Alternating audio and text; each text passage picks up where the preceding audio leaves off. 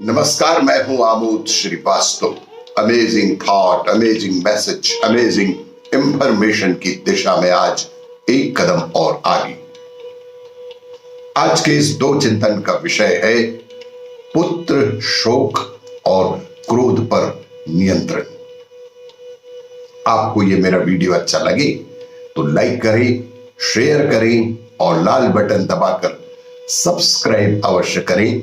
साथ ही bell icon दबाना बिल्कुल ना भूलें। आज के इस प्रथम चिंतन का विषय पुत्र शोक।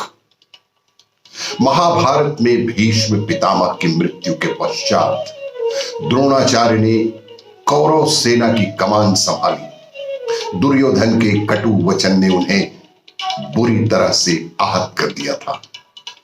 अभियोग से क्रुद्ध द्रोणाचार्य ने युद्ध मैदान में भीषण युद्ध शुरू कर दिया। पांडवों के ढेरों सैनिक मारे गए। द्रोणाचार्य अपने पुत्र अश्वत्थामा को बहुत चाहते थे। भीम ने अश्वत्थामा नामक हाथी का वध किया और बेहद ऊंचे स्वर में बोला, अश्वत्थामा मारा गया, अश्वत्थामा मारा गया। पांडवों की सेना में अश्वत्थामा की मृत्यु की खुशियां मनाई जाने लगी।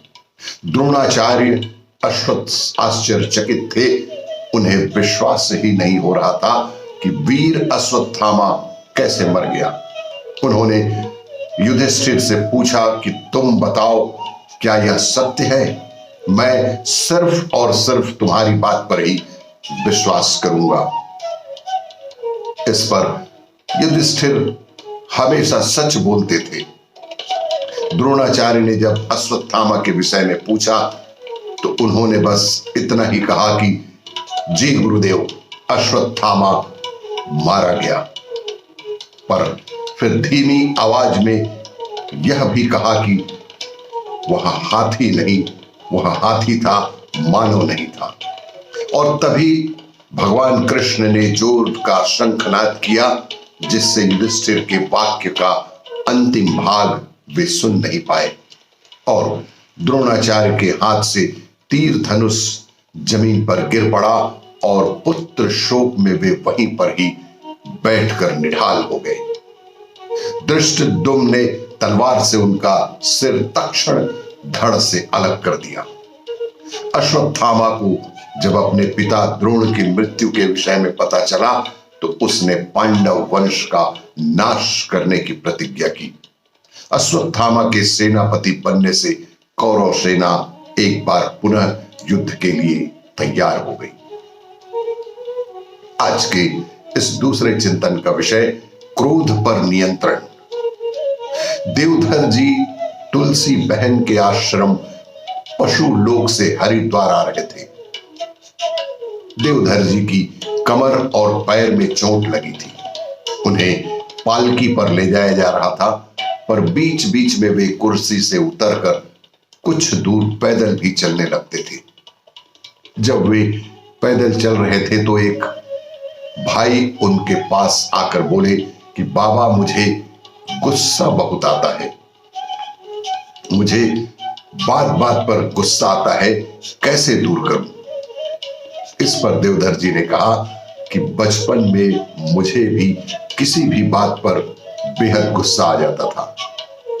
मैं अपने पास कुछ मिश्री के टुकड़े रखता था और जैसे ही गुस्सा आया कि मिश्री का एक टुकड़ा मुंह में डाल लिया करता था और गुस्से पर काबू पा जाता था।